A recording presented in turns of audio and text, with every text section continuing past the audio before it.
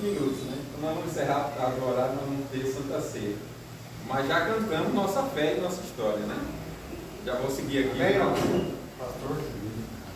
Vamos seguir aqui para o sermão. E já foi bom para a gente lembrar do que a gente está vendo em Daniel, né? Todo o Salmo 78 conta a trajetória do povo, a rebeldia do povo, toda a situação do povo. E era uma situação bem difícil de rebelião e juízo de Deus. Para não cansar os irmãos aí em pé, então abra suas Bíblias em Daniel 9, 24 e 25. Eu queria avançar para 10, mas vi que se faz necessário explorarmos um pouco mais. E embora a gente leia 24 e 25, eu quero dar ênfase ao 25, às 7 semanas. Então você já está sabendo, presta atenção na leitura, na ênfase que nós daremos. E nós vamos falar sobre o maravilhoso anseio. Existe uma mensagem do anjo para o povo. E essa mensagem, entre tantas verdades ensinadas ali, é justamente para orientar o povo a viver com um anseio certo, um anseio santo. Esse anseio que vem da graça, que vem da palavra, que é produzido por Deus, pelo seu Espírito, com a palavra de Deus quando vem, e que o Espírito usa para transformar corações. No caso aqui de Daniel e o povo, era para santificar anseio. Você vão entender, vão prestar atenção e observe a mensagem de Deus para mim e para você. Então, qual é a mensagem, qual é o tema, melhor dizendo, da mensagem de hoje? O maravilhoso anseio. Vamos dizer juntos, crianças? Dizer juntos? O maravilhoso anseio. Então vamos ler juntos aí, as crianças lendo também. 70 semanas então determinadas sobre o teu povo e sobre a tua santa cidade, para fazer cessar as transgressões, para dar fim aos pecados, para expiar a iniquidade, para trazer a justiça eterna, para selar a aflição e a profecia, para ungir o santo dos santos. Sabe e entende, desde a saída da ordem para restaurar e para edificar Jerusalém, até ao ungido, ao príncipe, 7 semanas e 62 semanas, as praças e as circunvalações se reedificarão, mas em tempos angustiosos. Vamos orar. Senhor, louvamos a Ti por Tua presença no nosso meio, por Teu Espírito nos conduzindo em todo o ato de culto, e pedimos ao Senhor que fale aos nossos corações por Tua palavra e nos transforme em nome de Jesus. Amém. Podeis sentar. Então, aprenderemos hoje sobre um anseio que transcende os limites do nosso entendimento, um anseio que vai além do entendimento das coisas terrenas, e um anseio que não prioriza Deus acima de todas as coisas, mas o tem em exclusividade, o ama em exclusividade, de todo o coração, força e entendimento. Este anseio maravilhoso, este anseio santo, um desejo profundo, portanto, que nasce da graça de Deus em Cristo, no coração do pecador, e transforma o coração pecador, levando a buscar a presença de Deus com ardor e fervor. Nós vamos falar disso, e eu já quero perguntar para um autoexame o seguinte: você está ansioso? Pelo quê? Qual tem sido a sua ansiedade? Que desejo forte, intenso, domina você, conduz você? Dirige os seus pensamentos, os seus planejamentos e as suas atitudes. Dirige todo o seu ser, a administração do seu tempo, a administração dos seus negócios, a administração do seu dia, da sua agenda, o que faz com que você acorde, realize coisas e durma no final do dia, e no outro dia repita tudo isso. Qual é o anseio que faz com que você durma, com que você acorde ou com que você nem durma? Que desejo intenso domina você? Porque a resposta vai dizer tudo, vai dizer quem somos e vai explicar por que vivemos como vivemos. Se, por exemplo, meus anseios são pecaminosos, porque existe a ansiedade pecaminosa, isso vai explicar muita coisa. Vai explicar a vida inconstante, se for falar da vida cristã, vai explicar as quedas, vai explicar a falta de testemunho, a falta de amadurecimento, de santificação, crescimento espiritual, vai explicar as incredulidades, vai explicar tudo. E essa é a diferença entre quem é crente e quem não é, o seu anseio. Qual tem sido o meu anseio? A ansiedade pecaminosa é aquela que brota em um coração inquieto e desconfiado. Pode ver, quando nós estamos pecaminosamente ansiosos, nós estamos inquietos e desconfiados, sobre tudo, diante de qualquer circunstância. Então é uma preocupação constante com coisas temporais, uma busca incessante pelo controle em um mundo que muitas vezes parece fora do nosso alcance. E o Senhor Jesus advertiu lá em Mateus: não andeis ansiosos de coisa alguma, repreendendo justamente esse pecado, porque essa ansiedade é uma tentativa de tomar em nossas mãos o que pertence a Deus, o nosso futuro e as nossas necessidades. É Deus quem tem o controle do nosso futuro, é Deus quem tem o controle das nossas necessidades, mas muitas vezes nós é que queremos ter esse controle. Imagina uma mulher, a gente entendeu o nível do problema, uma mulher que todos os dias vai à casa, né? Ou então lava os pratos, e ela faz isso já preocupada, temendo a casa sujar de novo com as poeiras. Ela varre e ela já pensa, daqui a pouco a poeira vai sujar de novo. Ela lava os pratos, daqui a pouco alguém vai sujar os pratos de novo. Ela faz alguma coisa da casa, lava roupa, essa roupa já vai sujar de novo. E o que ela faz, ela já pensa que vai acontecer. Qual é o ponto aqui? É que essa preocupação não vai fazer a casa ficar limpa, o prato ficar lavado, a roupa ficar limpa também. Não vai resolver o problema, mas vai perturbar a sua paz. Vai perturbar a sua paz. Se ela anda, paguei uma dívida, já estou preocupado porque daqui a pouco eu posso me endividar de novo. Fiquei curado, já estou preocupado porque daqui a pouco eu posso adoecer de novo. Se a gente vive em função disso, resolvi o problema, mas daqui a pouco pode vir outro problema. Mas claro que vai vir. Você não vai resolver o problema com a preocupação, com essa ansiedade. Não vai. Essa ansiedade não resolve o problema, mas tira a sua paz. E olha o cuidado de Jesus. Ele quer nos ensinar a viver bem com Ele, a viver bem com Deus, diante das circunstâncias as mais adversas. Ele quer nos ensinar a viver bem. Então tem esse maravilhoso anseio, que é uma fome insaciável nesse tempo presente pela presença de Deus. Insaciável no sentido de que você não fica satisfeito e depois não busca mais. Até na eternidade nós teremos esse anseio constante que nos faz sempre desejá-lo. É nesse sentido que eu quero falar, insaciável, um anseio que só poderá ser saciado pela água da vida, que é Jesus. Ele disse: a sua água da vida, né? Quem crê nele, do seu interior flui rios de água viva. Ou seja, toda a sujeira de sentimentos pecaminosos, de incredulidade, de falta de amor e perdão, de dureza de coração, de orgulho, de perversidade, é purificado quem crê em Jesus, porque do interior flui outra vida, rios de água viva.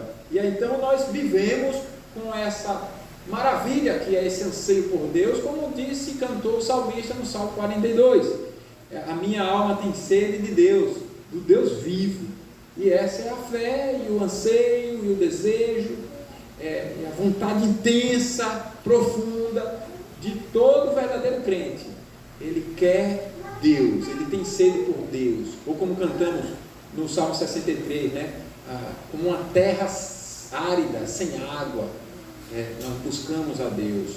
Ou em outra passagem, eu tenho fome de Deus, e por isso eu me alimento dele, da sua palavra. A Santa Ceia o que é? É fome e sede por Deus, pela justiça de Deus, por Jesus Cristo. Essa é a realidade de todo crente. Então, este anseio não é uma inquietação pecaminosa, mas um desejo santo que nos leva à verdadeira intimidade com o nosso Criador. Só pode ser, então, um trabalho de Deus, né? Imagine um viajante perdido no deserto, sem água, sem esperança, e de repente ele avista um oásis ao longe. Às vezes a gente vê isso em filmes, né, em história. Um lugar onde poderá saciar sua sede e encontrar descanso. Quando eu pensei nisso, eu fiquei pensando, a gente perde essas ilustrações, né, a beleza, a profundidade, a grandeza dessas ilustrações, porque ninguém aqui nunca passou no deserto, nunca. Mas esse calor desses dias até que vai ajudar, né? Vai ajudar, porque outro dia, por exemplo, eu saí daqui e fui comemorar, como eu disse para os irmãos, o aniversário da igreja lá de Santos, e lá com meu irmão, né, que congrega lá. E Santos estava parecendo, irmãos, um inferno, apesar de que eu sei que o inferno é pior, mas estava um negócio doido. Eu disse, caramba, aí como aqui é em cima e lá embaixo, né? Aí eu brinquei com meu irmão, sai do céu para o inferno, porque o negócio lá estava feio. E para dormir, eu quase subia meia-noite, não, vou para casa, lá está menos calor. Aí eu pensei, meu Deus, o inferno o povo não sabe o que é. Quem já está no inferno, misericórdia, quem vai, misericórdia também. Que a gente leva a sério os ensinos de Jesus sobre o inferno, para não brincar com a eternidade, né? Não brincar com a vida cristã de forma alguma, que a gente leve a sério. Então imagine esse viajando no deserto, com sede, e aí vê um oásis, ele não hesita, não olha para trás, ele corre com todas as suas forças em direção ao oásis. Ele já está exaurido ali, com as forças se esvaindo, já cambaleando, por conta justamente de tudo que o calor e o sol quente e a sede causam.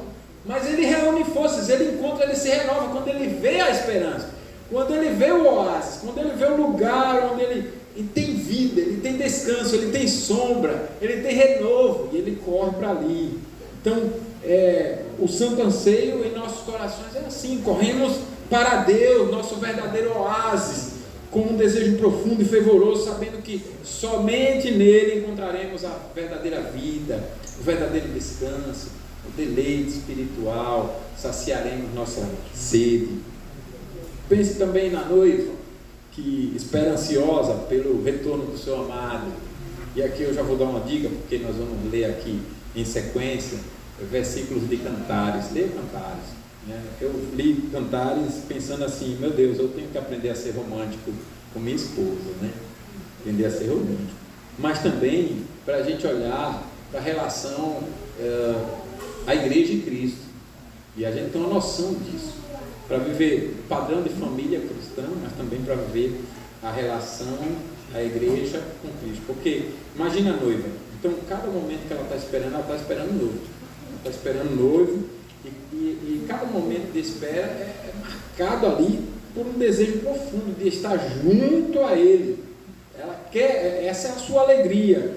Então, da mesma forma, é esse desejo intenso que nos mantém com um fervor profundo por Cristo, que é a nossa verdadeira esperança, o fervor verdadeiro. Essa é a diferença, quando isso é real, do incrédulo para o crente. Isso deve nos incomodar, para nos examinar. Será que eu tenho mesmo esse desejo profundo?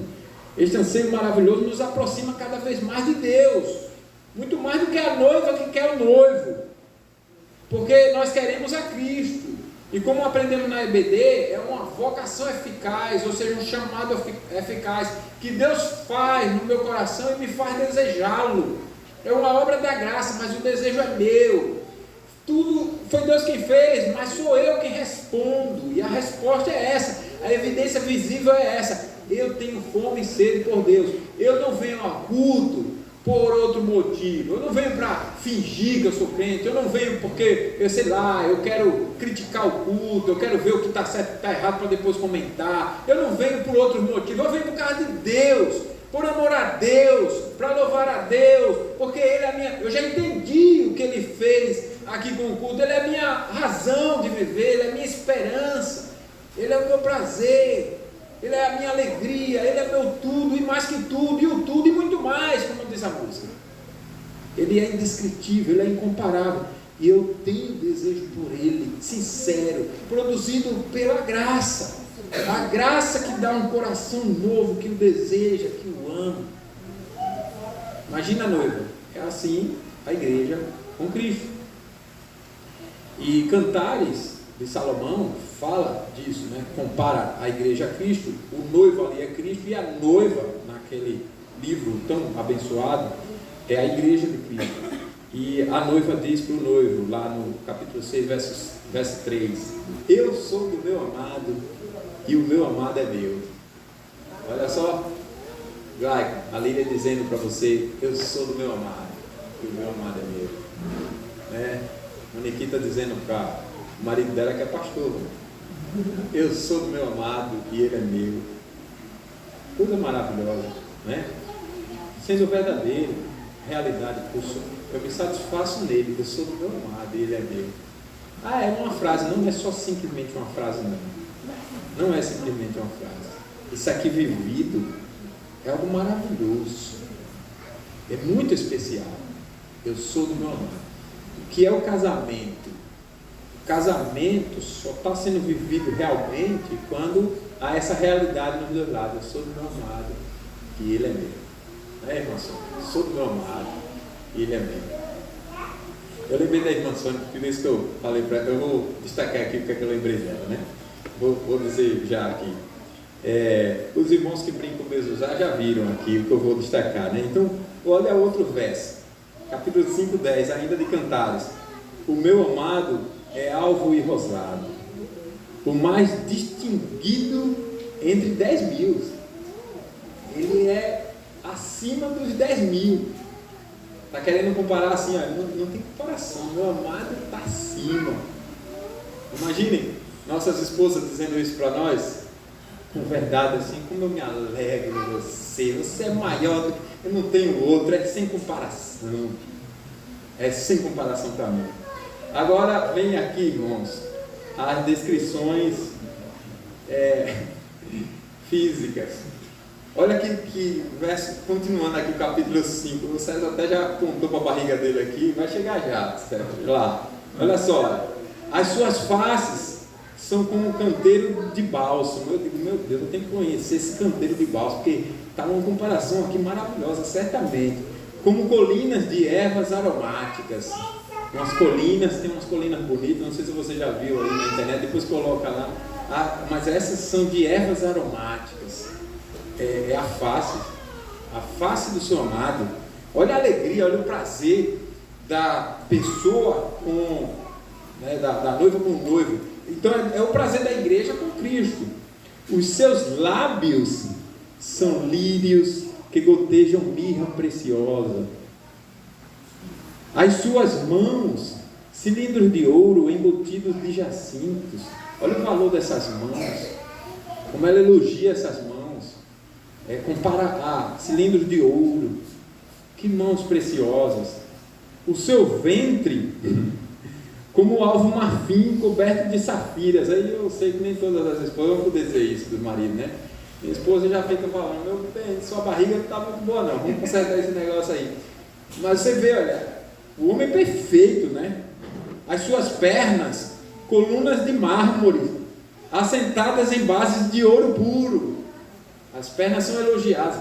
Você vê que a pessoa está satisfeita em todo o ser, espiritual e físico, o visível e o invisível. Ela está assim, encantada, satisfeita, alegre no seu amado. Aí vem a parte que eu me lembrei da dona Sônia. O seu falar é muitíssimo doce. Porque toda vez que a gente vai brincar o mesmo usar aqui, que o Genival vai ler, tem a parte de ler, né? Aí ela, que voz encantadora.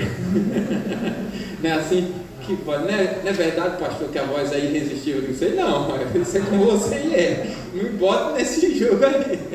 É uma voz irresistível, né?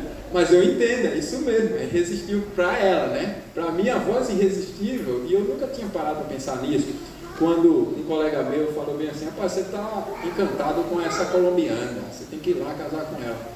Uma das coisas, ele dizia que eu falava, e comparava todas as mulheres lá no seminário a Mônica, né? E uma das coisas que eu me encantei com Mônica, ela completa, né? Foi a voz, até quando ela está com raiva. Aí as crianças brincam lá em casa que eu provoco para ver a raiva, assim, como ela é linda, até com raiva, né? Então você vê como uma pessoa se agrada com falar, com a voz, né? Com o tom. Aí diz olha o complemento do versículo, vou dizer de novo, verso 16: o seu falar é muitíssimo doce. Sim, ele é totalmente desejável. Que coisa bonita. Já imaginou, Alisson, Haddai dizendo: meu baixinho é totalmente desejável. Que coisa maravilhosa, né? Não vai poder se ofender, porque ela também, né? Ele é totalmente desejável. Tal é o meu amado, tal o meu esposo, ó filha de Jerusalém. Então, que coisa maravilhosa. Como que esse anseio acontece? Apenas pela graça. E é isso que eu quero mostrar para vocês no texto aqui de Daniel. É a graça quem produz. Por isso vemos nesses 2 versos que Deus prometeu restaurar, salvar e libertar o seu povo, e manda essa mensagem mostrando isso: olha, eu vou restaurar, eu vou salvar, eu vou libertar seu povo. E essa promessa tinha que ser entendida como ela é, porque o povo, Daniel estava fazendo isso. Daniel já tinha pesquisado, inclusive, os profetas, e tinha entendido que a libertação do cativeiro babilônico duraria 70 anos. E o tempo já estava se cumprindo. Duraria 70 anos. Só que o que eles fariam? Eles sairiam da Babilônia? Essa era a questão, o entendimento, a pergunta. Eles sairiam da Babilônia e voltariam para Jerusalém e reconstruiriam o templo? Era isso? Porque o que aconteceu? Pensem vocês, lembrem vocês, eles foram lá atrás exaltadíssimos, lá atrás com Deus libertando da escravidão do Egito, e depois formando o povo, a política do povo, a economia do povo, a religiosidade do povo, todas as áreas, de maneira que o povo se tornou o mais elevado, o povo mais soberano, o povo com o qual todas as nações aprendiam. A fama correu o universo. Salomão é conduzido a construir o templo. E o que era o templo? O templo era uma casa construída para a presença dos deuses, e no caso aí de Deus. Deus então entraria no templo, como ele fez no tabernáculo. Então o templo era uma evolução do tabernáculo. O tabernáculo era uma tenda, uma coisa humilde. O templo não. O templo era algo mais suntuoso, mais exaltado, mais glorioso. Não bastasse, Deus coloca a sua glória lá no templo, a glória no povo. E ele diz ao povo que ele estaria com o povo, e que todas as nações respeitariam o povo e conheceriam a Deus por meio desse povo. E de fato isso acontece, mas Deus repreende, Deus exorta, Deus alerta, Deus previne, dizendo, como fez com Adão e Eva, quando estiveram no templo de Deus lá no jardim do Éden. Como eu disse na EBD, o Éden era um lugar de prazer, mas era a habitação de Deus naquela época. Naquele momento, Deus está se reduzindo. Deus criou o universo para entrar nele, para se relacionar com o homem, e está ensinando isso, que Deus é muito maior do que o céu e o céu dos céus. Então, para ele se relacionar com o homem, ele tem que se humilhar entrando na criação, e muito mais ainda se humilhar entrando no planeta Terra e se limitando ao Éden, a habitação de Deus. Mas Deus está fazendo isso, mostrando, mas haverá um novo céu e uma nova terra, porque eu sou muito maior, e eu quero mostrar essa realidade muito maior do que tudo isso que vocês estão conhecendo, porque eu quero mostrar a vocês reinando comigo, vivendo comigo nessa realidade maior. Então o templo tem essa compreensão bíblica, Deus habitando ali, Deus fazendo presente. E inicialmente, didaticamente, Deus vai ensinar seu povo sobre esse conceito de Deus com o seu povo, do Emanuel, do povo se relacionando com Deus, mas o Deus que não deixa de ser transcendente se torna imanente, se relaciona com a sua criação, com o seu povo. Isso aqui é muito importante. Por isso o tabernáculo, e Deus então aparecia como nuvem, como coluna de fumaça, etc. Depois o templo, o povo então tinha toda aquela glória. E Daniel, 400 anos depois da construção, mais ou menos, de Salomão, Daniel é da geração que experimenta parte dessa glória, mas no contexto de sequência de rebeliões do povo. como nós cantamos aqui no Salmo 78, uma sequência de desobediência, uma sequência de pecados conscientes. Então, Daniel desenvolve a esperança ao ler Jeremias. Olha como Deus precisa santificar a nossa compreensão para nos elevar. Daniel entende a realidade espiritual, mas ele não tem noção da dimensão. Veja bem, então ele quer mesmo sair da Babilônia e voltar para Jerusalém. Ele quer que o povo seja restaurado, e ele sabe que Deus é bondoso para restaurar. Ele sabe, mas ele não sabe como isso vai acontecer. Por isso o anjo é enviado para dizer, explicar. E aqui o texto está ensinando que essa promessa não se limita à libertação dos sofrimentos temporais, mas é uma redenção completa da nossa condição humana. Por isso que quando Daniel ouve a explicação do anjo, já naquela convicção, 70 anos se completaram, então nós já vamos sair. Ele agora busca entender por que o anjo fala de 70 semanas. Por quê? 490 anos. Então nós não vamos ser libertados agora? Nós não vamos voltar e construir lá?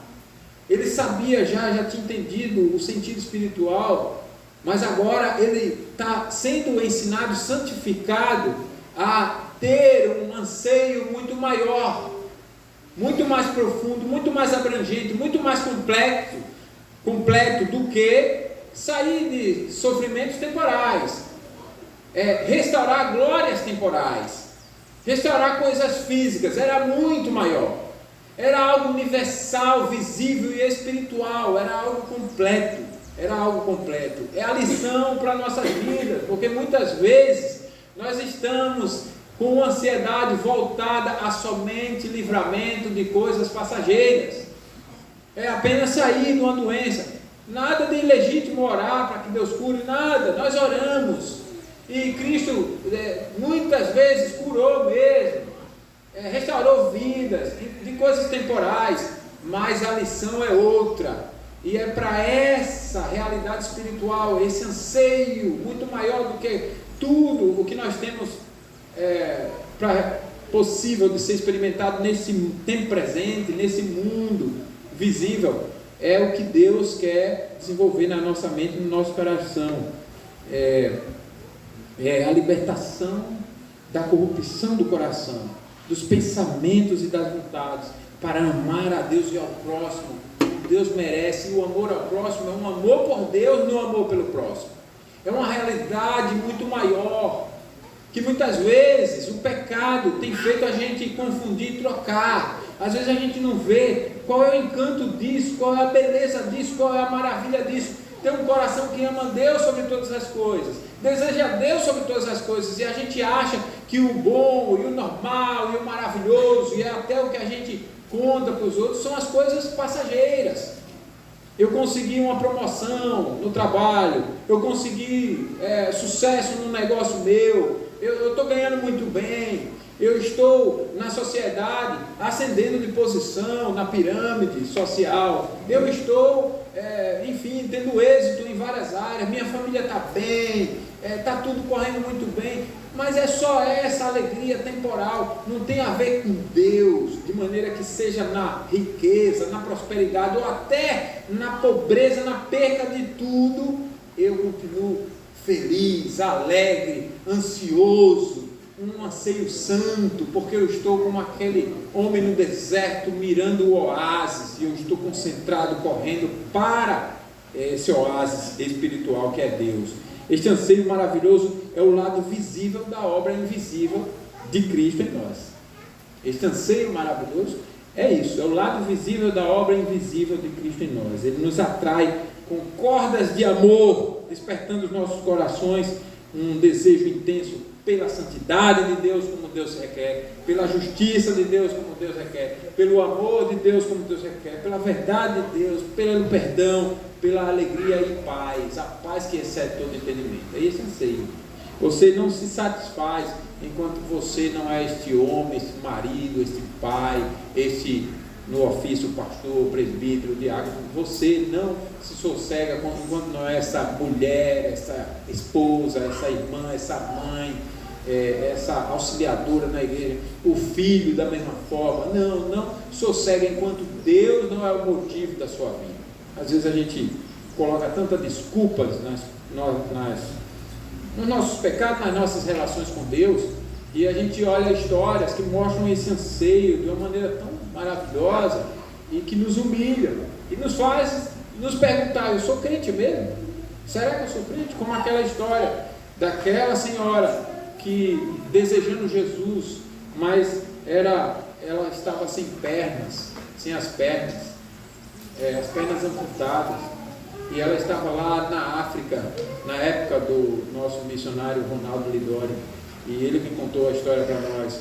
E ele estava dirigindo o culto, pregando, de repente à noite chega aquele tumulto, porque alguém, uma senhora se arrastando, chegou ali no culto, perguntando: eu ainda tenho tempo de receber Jesus, de me converter a Cristo e tal, eu quero a Cristo, o Cristo que ela tinha ouvido falar lá na aldeia onde ela estava, e ela estava toda banhada de sangue. Então foram verificar, porque essa senhora, quando soube que haveria um culto ali, queria muito ir, porque ela queria esse Jesus sobre quem ela ouviu falar, ela queria muito. É o chamado eficaz, é a vocação eficaz, mas como ninguém podia levar, ela não podia ir, ela se arrastou por 5 quilômetros, dali do Jardim Europa para cá, 5 quilômetros, sem carro, sem nada, sangrando. Isso faz a gente perguntar se a gente é crente mesmo, porque na mordomia da nossa casa a gente não se levanta nem para orar, mas o coração que tem anseio santo, maravilhoso, verdadeiro, faz assim, ele vence todo qualquer obstáculo, porque o que ele quer é Deus, é Jesus, é a sua palavra. Suponhamos que o nosso coração, irmão, seja um jardim. A graça de Deus é como a água que faz florescer as plantas. Então este anseio maravilhoso é como uma planta que cresce saudável e exuberante, sempre se voltando para a fonte da vida, porque a graça fez isso. Assim, nosso anseio por Deus nos mantém vivos e frutíferos em meio às dificuldades e provações. Você não precisa de circunstância favorável nem desfavorável. Você se mantém ansioso por Deus. Você se mantém com um desejo profundo e sincero por Deus, por sua palavra.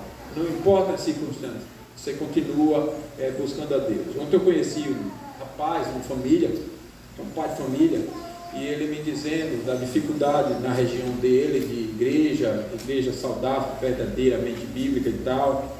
E ele disse: irmãos, eu não lembro o tempo, um tempo que a gente conheceu a igreja tal. Eu conheço a igreja, fui apresentado a essa igreja por um colega de Sergipe, mas eu conheci a igreja lá em Brasília. Esse rapaz está nessa mesma igreja, e ele dizendo: eu conheci a igreja finalmente, essa igreja e tal, ela é confessional e tudo mais, e eu vi, é séria mesmo, né? Como eu disse, eu já conhecia. E ele disse: para cultuar lá, a gente viaja 200 quilômetros. Para cultuar nessa igreja, a gente viaja 200 quilômetros. A gente prefere o culto de Deus do que qualquer culto. A gente quer o Deus verdadeiro, nem que atravesse 200 quilômetros. A gente vai. As pessoas hoje não se importam: não, eu quero a igreja na minha casa, do lado. Aí já tem até a justificativa toda. Não, sempre o que for confortável. Mas nesses exemplos, a gente vê qual é a realidade espiritual. Qual é a realidade? Eu prefiro Deus, nem que eu tenha que atravessar a cidade. Eu prefiro Deus. Eu prefiro o culto de Deus, a maneira de Deus, as coisas que agradam a Deus. Então, veja como é esse anseio. Por isso, irmãos, nós devemos abraçar este anseio e permitir que ele transforme nossas vidas. Que sejamos, então, como o salmista declara: a minha alma tem sede de Deus, do Deus vivo. Que este anseio nos conduza a uma vida de devoção, onde amamos a Deus com exclusividade e buscamos sua presença acima de tudo. Que a graça de Deus em Cristo continue a preservar os nossos, despertar em nossos corações esse maravilhoso desejo por Deus, e que possamos viver em sua plenitude, aguardando com alegria o dia em que não haverá mais choro, nem pranto, nem dor. O que é que o pecado causa? Choro, pranto e dor. Porque a gente tem dificuldade no culto, em experimentar de Deus tão plenamente. O pecado é um tempo ainda de choro, pranto e dor.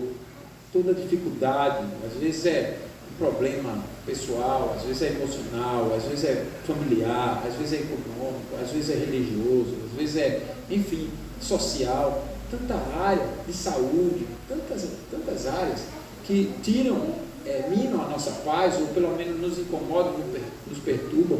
E a realidade espiritual prometida aqui por Deus é de uma restauração completa, onde não haverá mais choro, nem pranto, nem dor. Ou seja, o pecado nunca mais terá influência, e nós estaremos superiores aos anjos na relação com Deus, superiores aos anjos no privilégio de experimentar de Deus. Os anjos continuarão sendo sem pecado, mas não experimentarão de Deus como nós experimentaremos.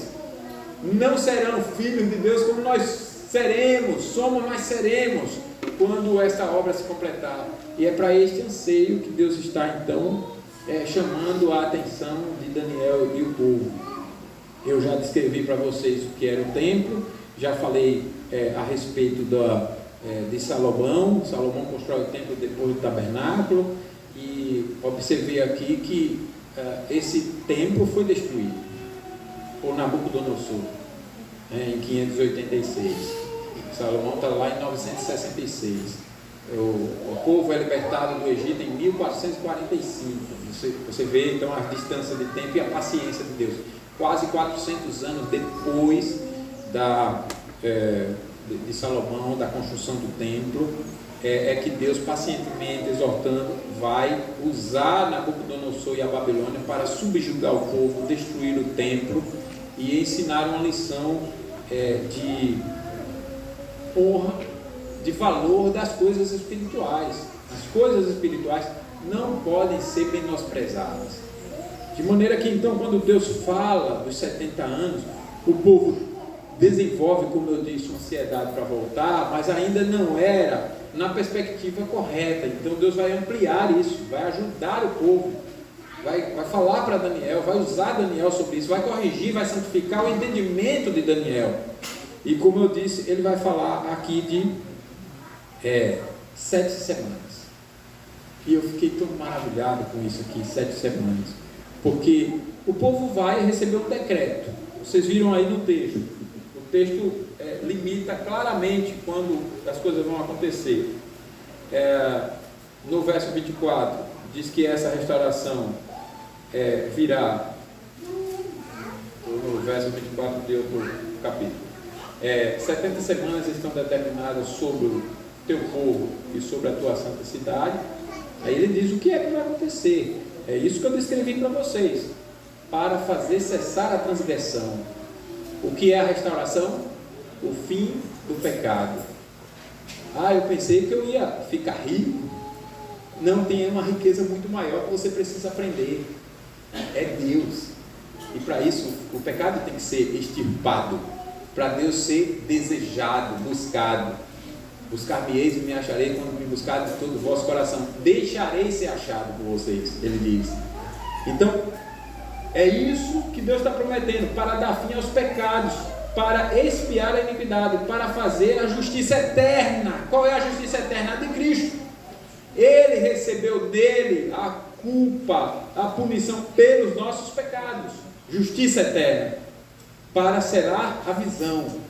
A visão vai ser honrada aqui, vai ser selada com aquilo que Cristo fez. E a profecia. E para ungir o santo dos santos. Ungir aqui é o batismo. Então ele dá o tempo. Olha o verso 25. Sabe e entende. Não precisa de confusão. Desde a saída da ordem para restaurar e para edificar Jerusalém até o ungido. Então quando é que vai acontecer isso?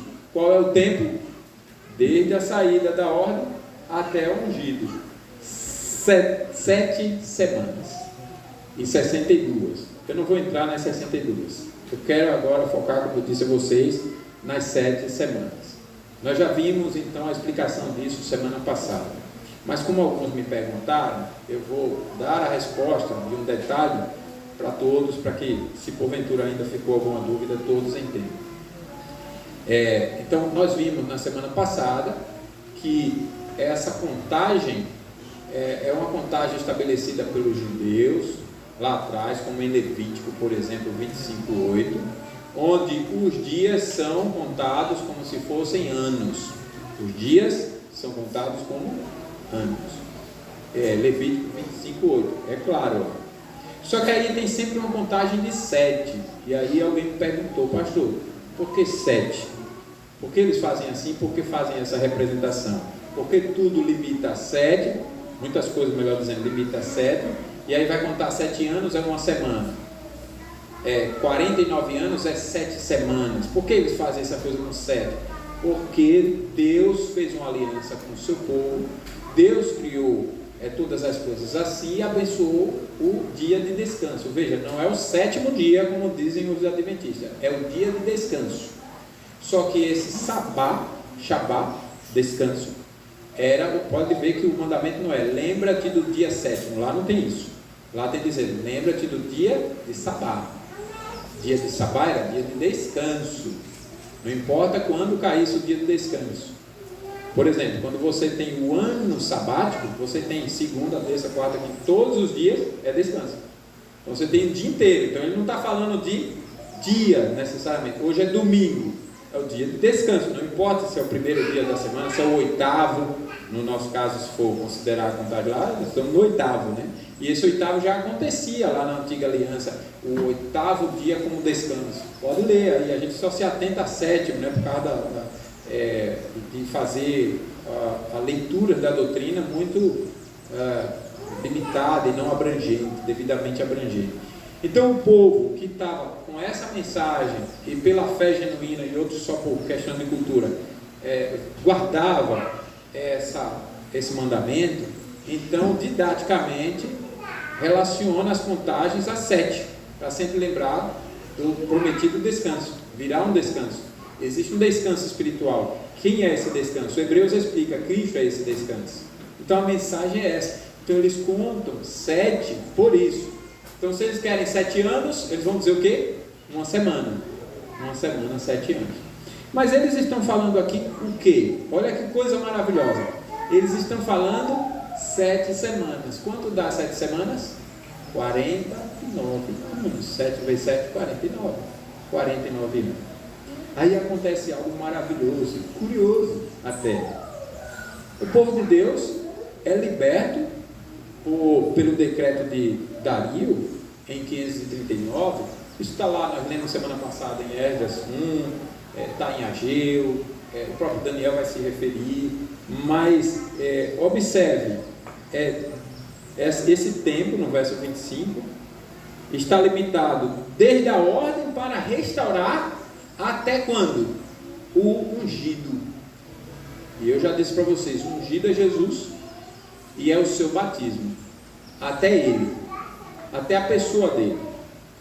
Aí você faz uma contagem maravilhosa. Se eu tenho esse período desde a ordem, então eu tenho que começar a contar desde Dario, da libertação. Quanto tempo durou de Dario até a reconstrução, a restauração física? Propositadamente durou 46 anos. Propositadamente. Deus, na sua providência, manteve 46 anos. Mas por que 46 anos? Porque o povo foi rebelde, porque o povo foi negligente, muitos pecados no processo de reconstrução. Queria sair da Babilônia para reconstruir, mas na hora que vai reconstruir, reconstrói algo muito inferior ao primeiro. E Deus, com tudo isso, tem uma lição. Vai repreender o povo, mas tem uma lição. Dizer para o povo, não é esta a restauração, não é este o templo que eu estou me referindo. É um templo muito maior, é uma restauração muito mais abrangente, que vocês devem desejar, ansiar, ter um anseio maravilhoso por ela. E é isso que eu preciso ensinar a vocês e corrigir. Então, limita-se aos 46 anos.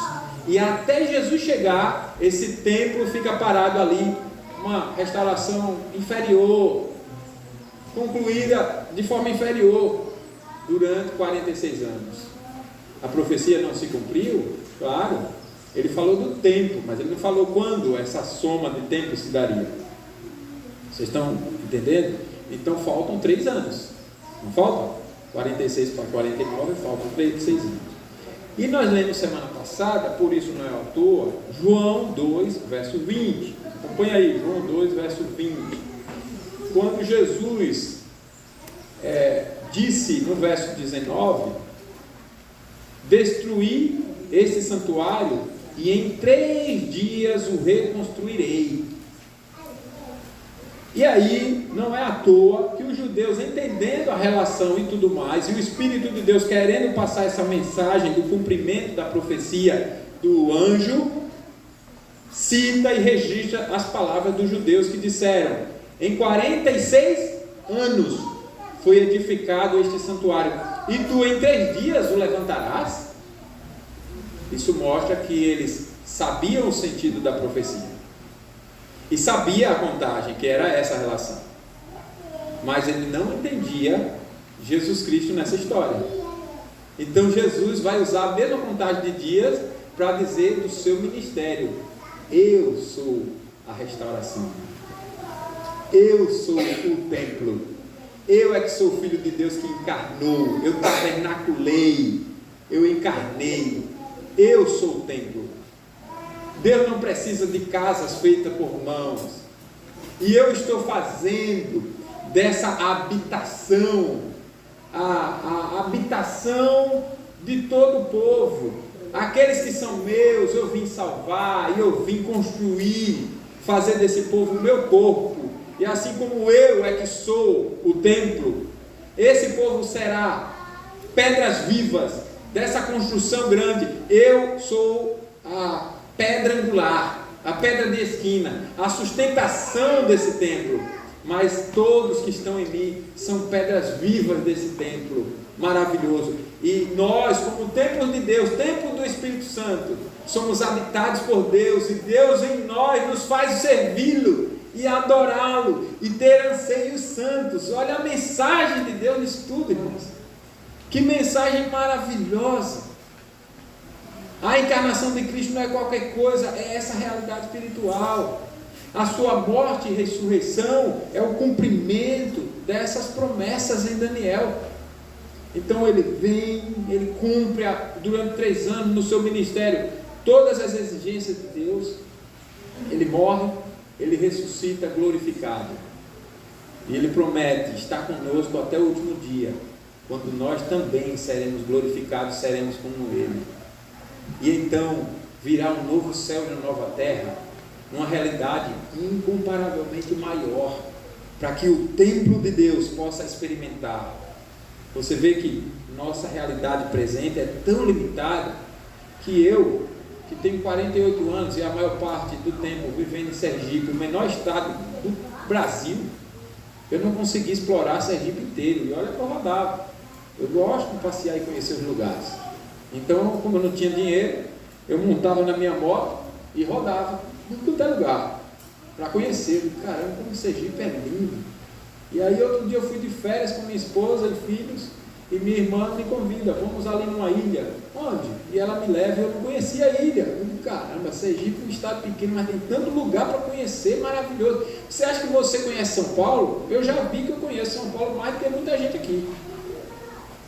Nesses meus 13 anos aqui, quer dizer, 12 mais 1, eu já conheço São Paulo muito mais do que muita gente.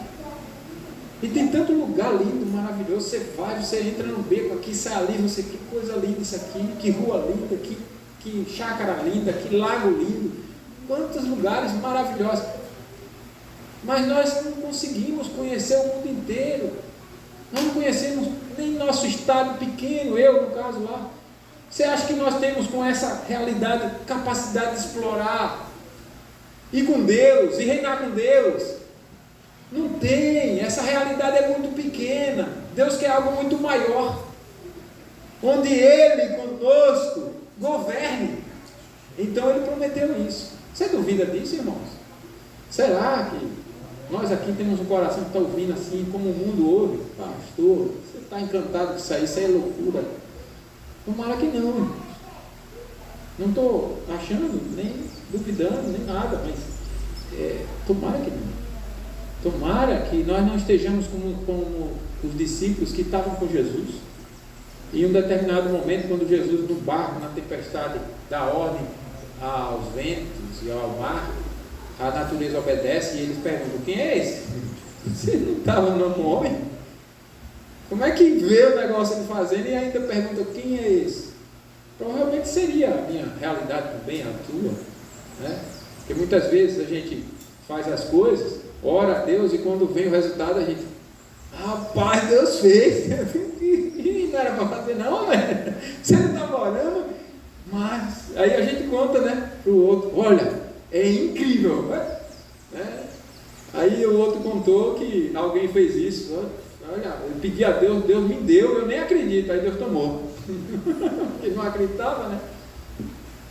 Tomara que nós não estejamos ouvindo essa mensagem assim, incrédulos, indiferentes, e não despertando o anseio. Peçamos a Deus: Deus, desperte esse anseio, para que eu reconheça essa mensagem espiritual, porque é Jesus quem é a restauração de todas as coisas. É Jesus quem restaura as nossas vidas. Ele pega a nossa vida bagunçada e Ele nos faz templo dele, Ele nos une a Ele, templo do Espírito Santo, dessa obra maravilhosa, a habitação de Deus com o seu povo, numa realidade que tem que ser maior do que essa, muito maior. E como é? Não sei. Deus é transcendente, e Ele continuará na eternidade, mesmo essa habitação maior, no novo céu e na nova terra, se humilhando para estar lá. Mas de qualquer forma é muito maior do que o que é, e tem que ser. Então nós temos que ser glorificados, seja lá o que isso vai ser uma elevação incomparável, incalculável, a relação com Deus da humanidade, para gozar e experimentar dessa realidade com Deus, no novo céu e na nova terra, se relacionando intimamente com Deus. Como nós vimos na EBD, filhos que não eram para ser filhos, tratados como se não fossem diferentes do filho. Isso é maravilhoso. Nós tratados como se fôssemos iguais a Jesus. Isso é maravilhoso, muito maravilhoso. O anseio então de Daniel e do povo, o anjo está ensinando, não deveria se limitar à libertação do cativeiro babilônico e à restauração do templo físico. Em vez disso, deveria ser elevado para o real sentido e incomparavelmente melhor da restauração em Cristo. Jesus, o verdadeiro templo, traz uma comunhão eterna entre Deus e Ele, que é Deus, entre o seu povo e Ele, que é Deus, né? Entre o povo e Deus. É como um farol, irmãos, que guia o navio em meio à tempestade. Assim é Jesus para o nosso anseio. Ele é o verdadeiro templo que nos conduz à comunhão perfeita com Deus. Ele é a luz do mundo, né? Um farol que nos guia. E este anseio maravilhoso, gerado pela graça divina, nos capacita a amar a Deus com exclusividade de todo o coração, força e entendimento. Então, que possamos compreender, nos esforçar para compreender, pedir a Deus em oração para compreender a profundidade deste santo desejo, santo anseio, intenso sentimento de desejo por Deus, um anseio que vai além do temporal e nos leva à plenitude da graça em Cristo. Que este maravilhoso desejo nos conduza a viver em santidade, em justiça, em amor, em verdade, em perdão, em alegria e na paz que excede todo entendimento. E que possamos aguardar com alegria o dia em que não haverá mais choro, nem pranto, nem dor, quando estaremos eternamente na presença do nosso Deus, amando-o plena e perfeitamente, porque não teremos mais a mancha do pecado. Que Deus nos abençoe. Nós vamos orar, abaixar sua cabeça, depois nós vamos cantar ao Senhor.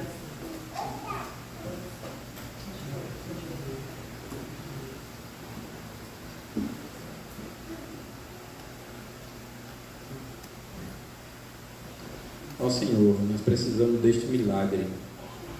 que é ter um coração transformado pelo Senhor, para te desejar como o Senhor merece, com o valor que tu és. Nós precisamos do Senhor agindo em nosso coração, e que não haja necessidade, como houve naquele povo, de uma disciplina tão terrível daquela, onde a tua palavra diz que nem com os povos inimigos o Senhor fez daquela forma. Subjugou, humilhou, fez sofrer, por amor, para corrigir sentimentos e pensamentos, que não haja essa necessidade em nós, mas que tua palavra, hoje pregada, realmente purifique nossos sentimentos, transforme nosso coração. Quais anseios temos tido no lugar do anseio por ti? Quais sentimentos têm nos roubado do Senhor, têm nos desviado da tua presença? Quais propostas, quais percepções, quais olhares fazem com que cobicemos aquilo que nos afasta de ti? Tenha compaixão de nós, Senhor, e não permitas que o nosso coração esteja se fechando, incrédulo, indiferente. Agora participaremos da ceia. Ó Pai, dá-nos a graça de participarmos com essa disposição em pensamento. E se mesmo assim nosso corpo, em suas limitações, buscar atrapalhar, que o Senhor não permita que nós nos deixemos ser guiados pela tua palavra, que ela nos conduza a buscarmos ao Senhor como o Senhor merece, e a participarmos da ceia com temor, respeito e reverência santos, sem negligência, sem soberba, sem arrogância, sem orgulho, sem a independência de Cristo, sem o reconhecimento da nossa desesperada dependência da graça que só Cristo faz no coração do pecador para transformá-lo, e que nós nos vejamos com alegria que somos perdoados, que somos justificados, que somos salvos, que fomos transformados pelo Senhor, que somos teus filhos, mas que tão somente seja uma alegria resultante da fé verdadeira no que Cristo fez, pela certeza do que Cristo fez e é, nós possamos nos alegrar e desejar o Senhor e almejar o dia em que Jesus voltará, quando não teremos mais pecado. Que essa seja a nossa disposição e pensamento em nome de Jesus. Amém. Eu te peço.